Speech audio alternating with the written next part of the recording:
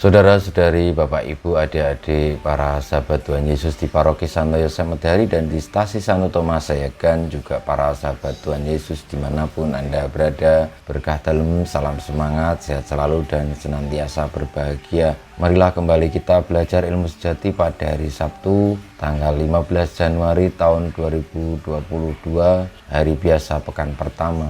Kita mengawali belajar ilmu sejati kita dengan berdoa. Dalam nama Bapa, Putra, dan Roh Kudus. Amin. Allah Bapa pencipta dan penyelamat, Yesus Putramu telah kau urapi untuk menyampaikan sabda penuh cinta kasih kepada umat manusia. Semoga kami dapat memenuhi sabdanya agar dapat menemukan keselamatan. Sebab dialah yang hidup dan berkuasa, yang bersama dikau dan dalam persatuan Roh Kudus, Allah sepanjang segala masa. Amin. Para sahabat Tuhan Yesus terkasih, kita akan belajar ilmu sejati dari Injil Yesus Kristus menurut Markus bab 2 ayat 13 sampai dengan 17. Sekali peristiwa Yesus pergi ke pantai Danau Galilea dan semua orang datang kepadanya. Yesus selalu mengajar mereka. Kemudian ketika meninggalkan tempat itu, ia melihat Lewi, anak Alfius, duduk di rumah cukai. Yesus berkata kepadanya, "Ikutlah aku." Maka berdirilah Lewi lalu mengikuti Yesus. Kemudian ketika Yesus makan di rumah Lewi, banyak pemungut cukai dan orang berdosa makan bersama dengan dia dan murid-muridnya, sebab banyak orang yang mengikuti dia. Waktu ahli-ahli Taurat dari golongan Farisi melihat bahwa Yesus makan bersama dengan pemungut cukai dan orang berdosa, berkatalah mereka kepada murid-muridnya, "Mengapa gurumu makan bersama dengan pemungut cukai dan orang berdosa?" Yesus mendengar pertanyaan itu dan berkata kepada mereka, "Bukan orang sehat yang memerlukan tabib, tetapi orang sakit. Aku datang bukan untuk memanggil orang benar, melainkan orang berdosa." Demikianlah sabda Tuhan, terpujilah Kristus.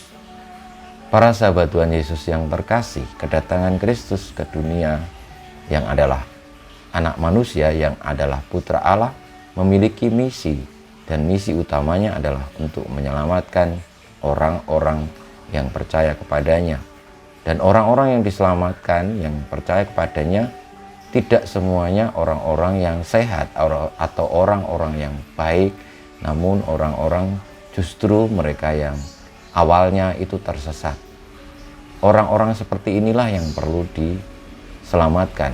Dan kedatangan Kristus di tengah-tengah kita, misinya utama adalah itu. Karena manusia adalah kekasih Tuhan. Dan ketika manusia mengejar keinginannya sendiri, lupa akan panggilannya yang sejati, maka Allah perlu untuk menolongnya.